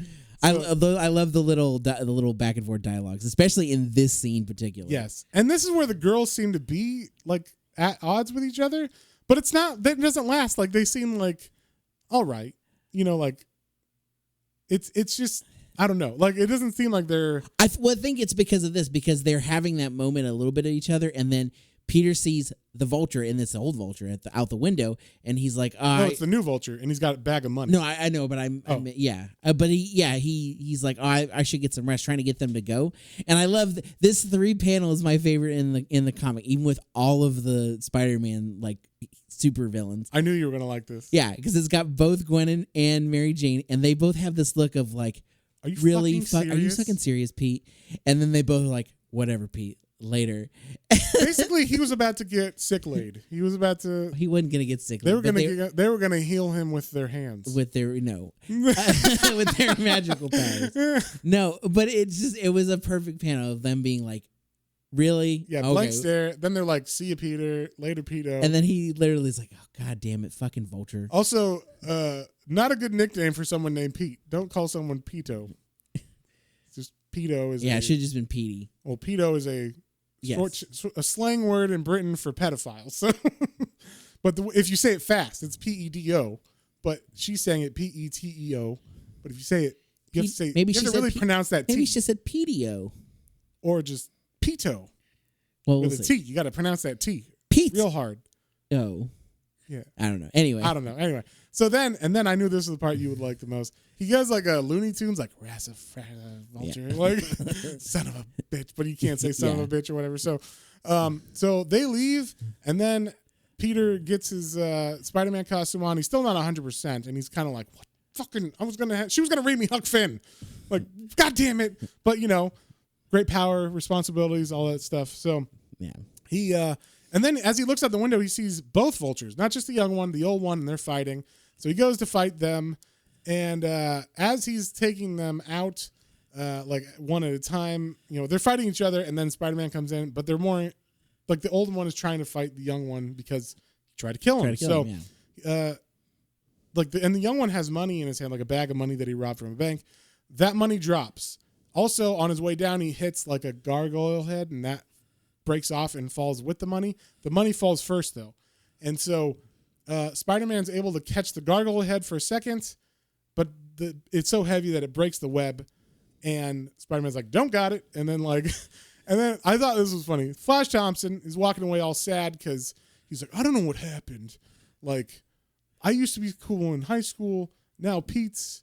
Yeah, why is he cool and I'm not cool anymore? Yeah, and he's wearing his Letterman jacket. And so he finds, or like he's standing there, and all of a sudden money falls in front of him. He's like, oh my God, it's my lucky day.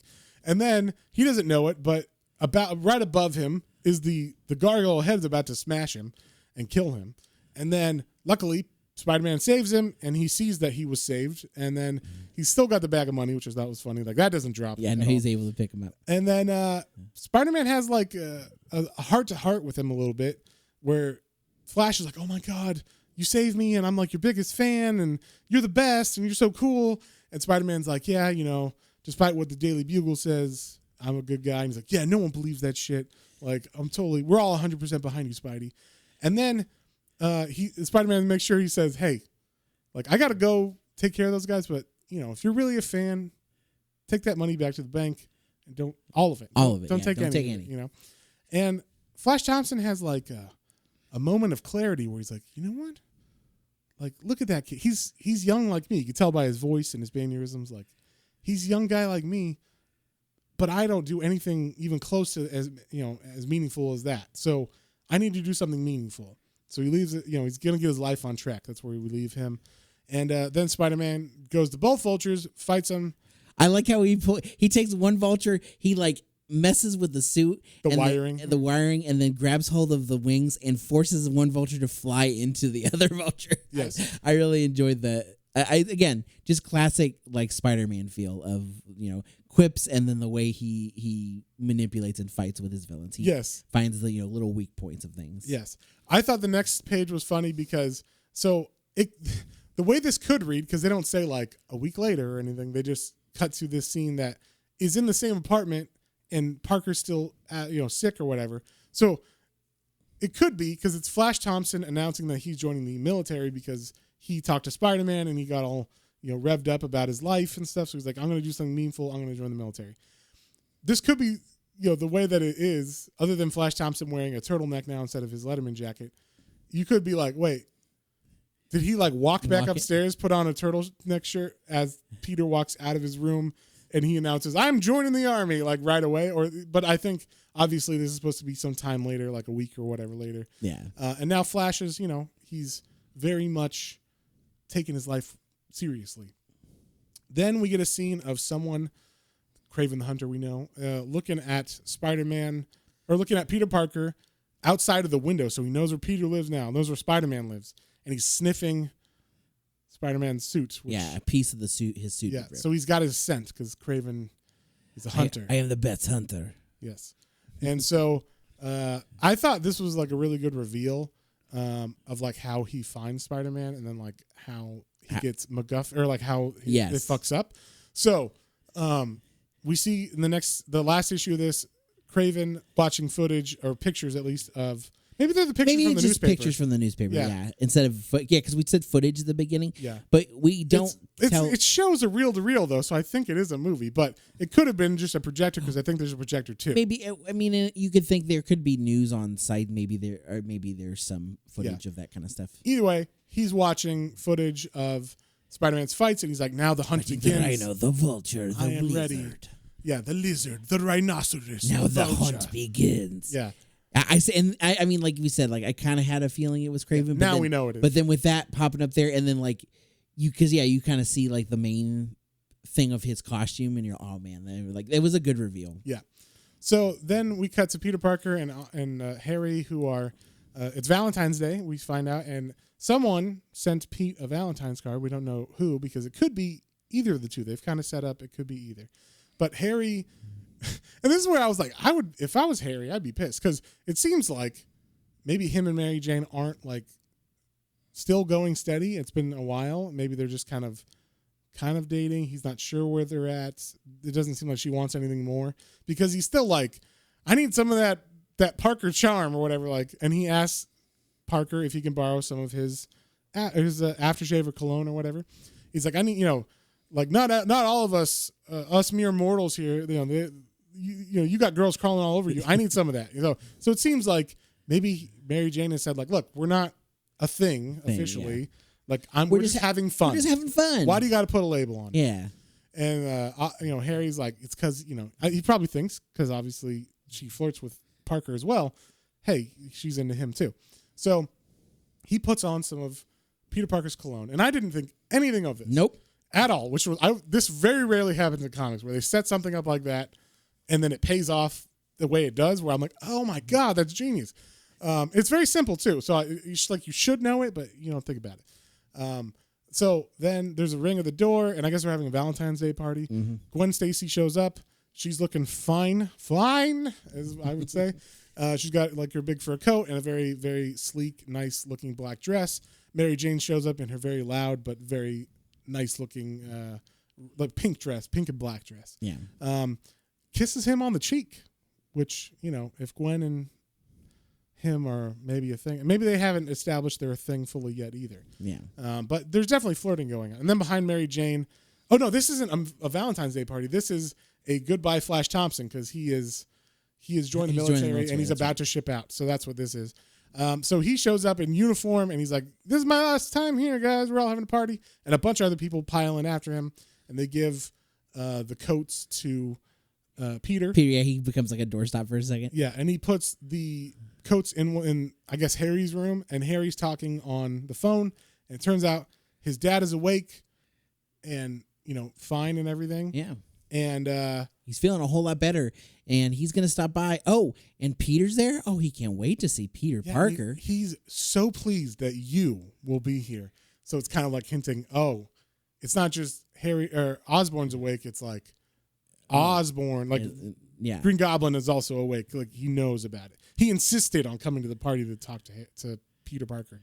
And so like this worries Peter, and we go out to the living room where they're toasting to Flash Thompson, and then the spider sense kicks in right as Peter's about to lift a glass to Flash, and Kraven the Hunter breaks in, and all of a sudden Peter's like, oh shit, like he's after me in front of all my friends, or what, he's like, everybody's gonna know it's me, why would he capture me, kind of thing.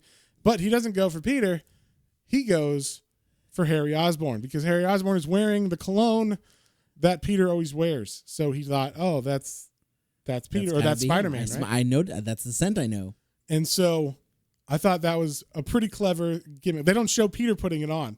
They only show Harry putting it on. So I thought that was a very clever way to confuse Kraven, who, I mean, for all, he would probably know in reality that it wasn't him. But in this, he's like, it makes sense for the story. It makes sense. I mean, Harry and Peter are both about the same height, the same-ish build. So I could see in this sense where it's like, and then the scent being the main thing. Yes. He's like, well, and they both live together, so Yeah. he's looking out the window and being like, oh, the scent, but he doesn't know which of them it is. And so anyway, he kidnaps Harry Osborn. He takes him to the bridge, or no, this is like a construction site, I think.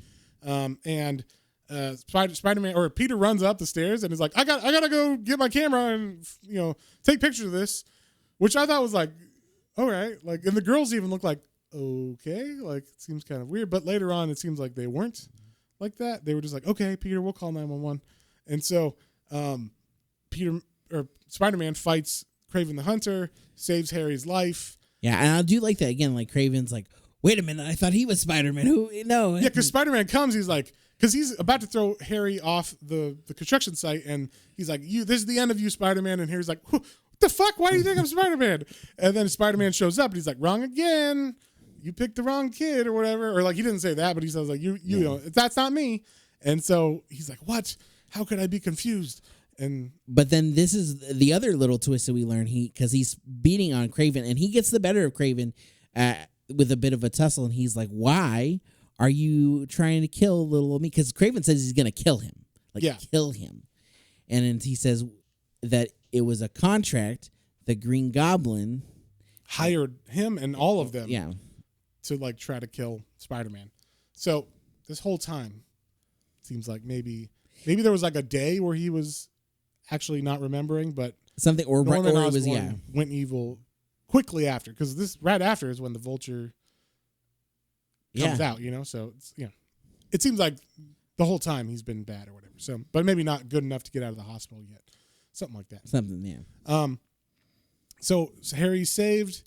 Oh, you know what? I think we're wrong about that, because so Harry's dad comes to pick him up, and he shakes the hand of Spider-Man, and when he does, initially he's like, Spider-Man, my guy, thanks for saving my kid. But then his attitude changes, and it's like he's got a headache or something. He's all sweaty, and then it's like, he's like, you saved my son, and you saved, and then like he's just going through some like, and even Harry's like, Dad, are you okay? And he's like, yeah, it's nothing. And you see him holding his head, so it's very much like, oh, like he's out of the hospital, but like now he's really fighting internally inside. Yeah, and so I liked that a lot, like the seeming that like Norman is good, but he's also bad. It's kind of like the new movie where he's like fighting, which that's kind of cool that he added that. Yeah. Oh, I mean, come on. That's one thing you could say. Like, God, he came back to Norman Osborn, Green Goblin. Oh yeah, Willem Dafoe just did a great job. He was eating crushed that. Like, I mean, like I don't know who else could play that. Like that. Yeah, as much as I don't like Spider-Man as like one of my favorite characters, that movie, I mean, it got me. I mean, big time, because they talk about Gwen Stacy. Mm-hmm. They talk about the neck snap and everything in it. They talk about just the trauma that all the Spider-Mans have gone through. Then they had all the Spider-Mans from when I was growing up, and I have a bunch of nostalgia. They know what they were fucking doing. They knew what they were doing. Those sons of bitches. But yeah. So, I mean, I like that they brought all that back. But anyway, back to the comics. So Spider-Man comes home. He's changing, or like Gwen, I guess, stayed, after he left. Yeah, everybody else had left because the party is over, obviously, from the interruption of Kraven. Yeah. But it's obviously later, and Peter comes back, and Peter's in his room, and he's unchanging from his outfit. He just takes off his Spider-Man outfit, and he's putting on pajama pants. He is shirtless, which I think helps the situation. Yeah. And Gwen is like, Peter, like everyone's gone home, and I thought I heard. And he's like, just a second, and like he's putting his Spider-Man mask away. But then she just comes in, and she's like, oh, you're shirtless. I'm sorry, I didn't mean to burst in. And he's fucking ripped. This motherfucker has got muscles for days. He's got a 12-pack. Got muscles on muscles. Yeah, he's got obliques. He's got everything, And she sees that, and she's like, I like what I am seeing. And so it is Valentine's Day, like we said. And she sits down, and she's like, oh, did you get one of these Valentine's Day cards? He's like, yeah, but I don't know from who. And he's like, she's like, maybe you should read it. And she looks at him, and she says, Peter, will you be my Valentine?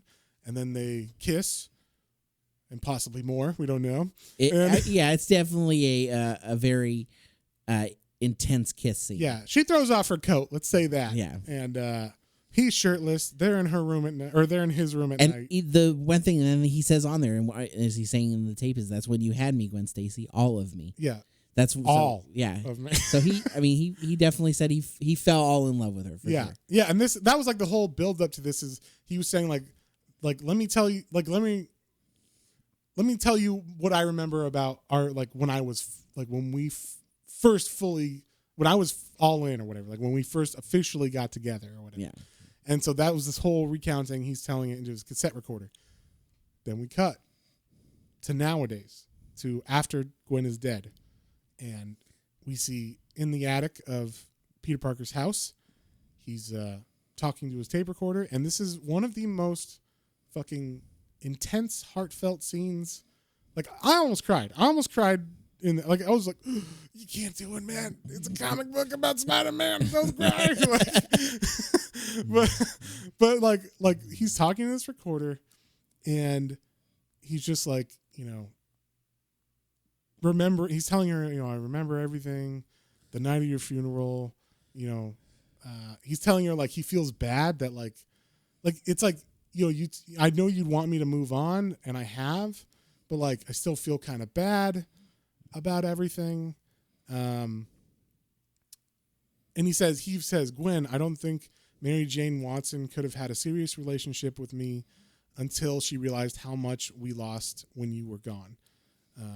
Later, she would become my wife, and I had to learn to love again, and she taught me how. So he's kind of like, this might be the first time he's telling Gwen that he's married to Mary Jane now, and he's with her. That's what it kind of feels like. And not only is he telling Gwen that, like in this recorder, but Mary Jane hears that and is like, Peter? Because I guess she walked in to see but quietly walked in, so he didn't know she was there. Yeah. So because basically he's finished up and she's like, oh, how long have you been standing there? What did you hear? And she's like, long enough. And he's like, oh, I didn't mean for you to hear that. Because it's kind of like, one, he's opening up his true feelings to Gwen, which isn't necessarily meant for MJ to hear. And that could be taken wrong. Yeah, exactly. He says, if you hadn't died, I don't think MJ would have been mature enough or ready to ever have a real relationship. Yeah, because she was so 100% all the time. Yeah, just a fun girl. And he was obviously in love with Gwen, and so it was. Yeah, that's the underlying thing. But also, I think it's just MJ would not be the type of girl he would be able to marry without Gwen dying, which is hard for him to say to Gwen, but it's also maybe hard for MJ to hear because, I'm sure she liked herself back then. What I mean? He's talking about her not being back then ready to be in a relationship kind of thing, which it did seem they set that up with Harry and everything. Yeah. So she's, now she's more mature. She's like, hey, it's fine. I understand. Hey, will you do me a favor? Say hello to Gwen for me and tell her I miss her too. And that's when I was like, you son of a bitch. Yeah. Because we see he's got stacks of tapes that obviously he's done this every year since she died. This is the 6th year, it seems, after she's dead because there's labeled 1, 2, 3, 4, 5, and he's on the 6th one. So it seems every year he makes a tape for Gwen talking about something of their relationship. Yeah. And this year he was talking about how they first met and when he knew that they were going to be together. I can imagine this is pretty much the only kind of therapy that Spider-Man could do because you can't tell anybody that you're Spider-Man. True. You can't talk. So if you talk to a therapist, eventually that therapist is going to find out who you are. He's going to Dr. Hugo Strange you. Yeah.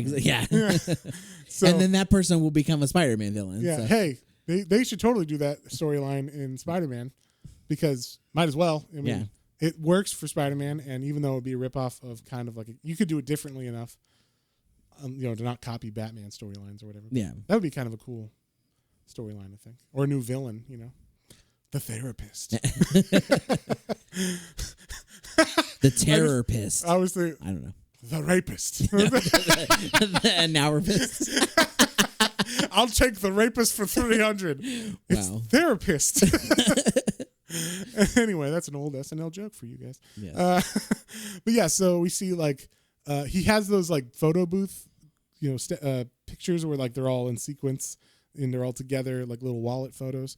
And we see them together laughing, and she's slyly looking at him, and then the next one's them about to kiss, and that's the end. And God damn it, that was so hard hitting. I had to like take a break and like not think about anything for a while. I was just like, that made me, like I said, almost cry. I was like, oh my God, like this was fantastic. So,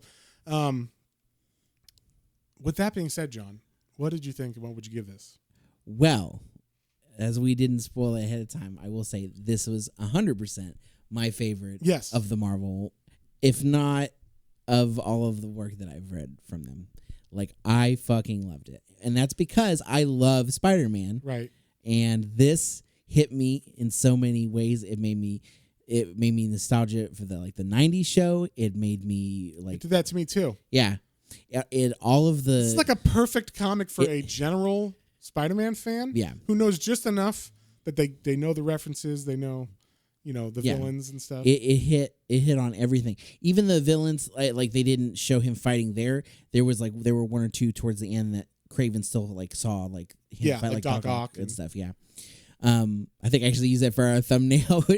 So I tricked you into it. He's only in a panel, but good job, John. Either way. But man, I loved it. I loved the again, obviously all the art is just absolutely fantastic. I love the covers on this one, especially covers of like Gwen and Mary Jane's face with Spider-Man kind of swinging by. Those covers in particular, I blown away. I was like, that is so cool. I would love posters of them. Yes. That's very true. There's not enough things of Tim Sale's artwork. Like, there's no posters that I know that I can buy right now of Tim Sale's artwork. Yeah, I mean, now that they wouldn't probably be. I would think they would be, because now his name's in the... No, I mean, like, they once again, Marvel would put out something. Stuff, yeah. All that money goes to his wife, right? Yeah. So, and family. He was not an old man, by the way. Yeah, no. He was like 56 or something. So, he died of cancer, by the way, in case anyone was wondering. But yeah, no one really knew about it either. Like he kept it very private. So like it came out of nowhere for a lot of people. So it would be nice, because I've heard tell that he was a little bit not bitter, but like disappointed in the comic book companies for not caring about the stuff that they put out very much. And I can say fully that go fuck them, because all of these books, even the ones that were like lesser, they were all good comics. This was like the best of the best, and this was fantastic to read of the last of them. I mean, maybe it hit even harder because this was our last one of this series, and he just died and everything. And we're a little passionate about that. But yeah, I just want to say, like, the companies kind of fucked him over. They don't give him any work. He's very much a legend, and they're not interested in paying legends anything. You know what I mean? Like, they don't want to have these. They say, "Oh, your style's old." This style is fucking timeless. Yeah. Like, Tim Sale is a goddamn genius, and he should have been on a book monthly all the time, or making big maxi series that sell awesomely with Jeff Loeb or whoever. You know what I mean? Like it's a shame and a crime that he was not on a book more often, because I know, at least from what I've heard of people that talked about it online, they did not give him work barely ever, and he was very upset about that. So, like, the fact that he did these kinds of things and they're like, nah, we're good. Yeah, it's like, what the fuck? That's a crime, because it's fantastic. Yeah, and then of course Jeff Loeb absolutely wrote a wonderful story. All of the dialogue, all of the inner. This is one of the best ones. Yeah, and I'll say that too, particularly because I do remember. So I'll rank them, and then I'll tell you because I went back to listen to make sure I knew what scores I gave the other ones. So I would say that Captain America White was my least favorite, and we talked about that at the time, because that one was just it didn't quite have the feel of Cap that I know and love, because I think it felt more like the really old Cap, and he's changed enough. He's changed a bit, yeah. And then Hulk Gray, even though I think Hulk Gray until this one was my favorite of his like take of the characters. I still like Daredevil Yellow a little bit more. Yeah. And then followed up finally by Spider-Man Blue, which I am going to give a 10. Wow. It's going to get a perfect for me because I don't have it. There's nothing I didn't like about it. I loved it. You're going to be shocked, John, but I'm going to give this a 10 as well. Really? I don't give many 10s on this. No, you don't. And this had one. I enjoyed every moment of reading this. There was not one thing I was like, yeah, come on, move. Or anything. I like the story was perfect. It moved along. We got a twist that neither of us saw happening, which never happens in comics. I totally didn't see the scent thing happening or whatever. And then also just the end got me. It fucking got me, and I was like, wow. And it's Spider-Man, which makes me rate it even higher that it got me. So I was like, okay, if you make me care about a Spider-Man book that much that I almost cry. I almost cried, everybody. I mean, that's a 10. That's a 10 for me. And everything about this book was perfect.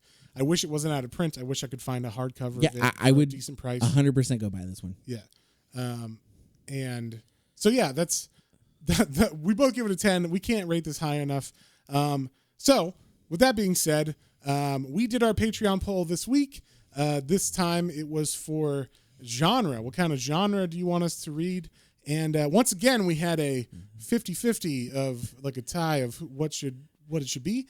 So we got a crime was the one that won, and also true story, true life. So we are going to do once again like we did last month, one of each. And the first one we're going to do is next week. We're going to read the crime story. It's not a true crime. It's just regular crime. It's a newer comic. It's actually, I think, the newest book we've read in the podcast. Yeah, probably because I remember out last year. Yeah, I remember when you did the individual. The review early review. It's recent enough that I did a review of the first issue. Yeah. So and we have done stuff from this gentleman before. Ed Piskor. Yeah, Ed Piskor who did Ed Piskor. Pardon me. Piskor. Ed Piskor who did the X-Men. What's it called? X-Men Grand Design. That's his big thing, where he breaks down 30 years of X-Men into 3 issues of comics. And then the one we did was called Hip Hop Family Tree. And that was fantastic, where he breaks down the history of hip hop. We did the volume 1 of that, so it's from the late 70s to the early 80s of the history of hip hop. He does 4 volumes of that all the way up into the early or mid 90s. So that was fantastic. I'm a big fan of his YouTube channel, Cartoonist Kayfabe, by the way. Check that out if you care about any kind of comic history or deep dives from an artist perspective, because him and the other guy on there, Jim Rugg, they are artists of comic books, and they talk about the deep stuff into it. So that's fun. But Red Room is his newest book. It's basically murder and fucked up videos on the deep web that people pay for. So it's basically snuff films on the deep web and the people who pay for that information or that those videos. So, and it is a fake story, but it's, and it's also in a fictional world, because it's a little bit more cartoony than it would be in our world. Yeah. He's even said the main form of entertainment in this universe is comic books. So all the kids read comics. They all talk. Everybody in the world, even the adults, know about comics, and they read them when they were kids. So it's like if they never had radio or TV or something. It's nice. Comics still dominate the medium as far as entertainment. So yeah, that's what we're gonna read next week. And then the following week we're gonna do a Shark Week book. Shark Week special. Coming back to Hookjaw, and then after that we're going to do for the next Patreon, the True Life winner, we're going to do what was it? Blankets. No, I'm sorry. We were choosing between these two. We're going to do Mouse by Art Spiegelman. So if you haven't read that is about the Holocaust. It is the true story of Art Spiegelman's dad, but told in a different graphic way. We'll say graphically as far as art design. So be on the lookout for that. And we'd like to say thank you to our patrons. Thank you, Hoku. Thank you, Otaku Mike, for all your supports. We very much appreciate it. Thank you for voting on the polls, and thank you for your always listening and suggestions and liking of everything. And for the fans who haven't been able to quite line up with the patron. We really do appreciate. We're getting a lot of comments and a lot of feedback. We're starting to now. So thank you very much. You're letting us know what you like. Continue. Let us know what you like. Let us know what you don't like. Yeah. Comment, like, share, subscribe on the things, to say the least. Yeah, and if you feel so inclined, please join our Patreon. We have a couple tiers. One of them is the Hellblazer Matt's Minis tier, so you get an extra Hellblazer Matt's Minis podcast as opposed to the Swamp Thing Matt's Minis podcast that I do weekly for free. So this is just like a deep dive into Hellblazer every issue. So if you have any interest in that character, go check that out. And right now we got like a super fan tier on that, so it's a little bit cheaper up until a certain amount of people who are part of that. So it is limited. So if you have any interest in that, you can get it now for cheaper. I think it's $2 a month now. So please join that. And if not, you can always, if you don't care about that, you can always just join our regular tier, or if you miss the Hellblazer super fan tier, you could join our regular tier of the red or blue and gold is what it's called. And you can still vote on all the Patreon polls and get our weekly updates and everything. And so if you're so inclined to that, you can go to patreon.com/planes, trains, and comic books, all one word, and sign up there. And don't forget about our Instagram, our YouTube channel for exclusive content as well. And we've also got our stuff up on TikTok now as well. So TikTok? We're hip with the kids. Yeah, the kids. So with that being said, we'll see you guys in the next one. On the next one. Bye.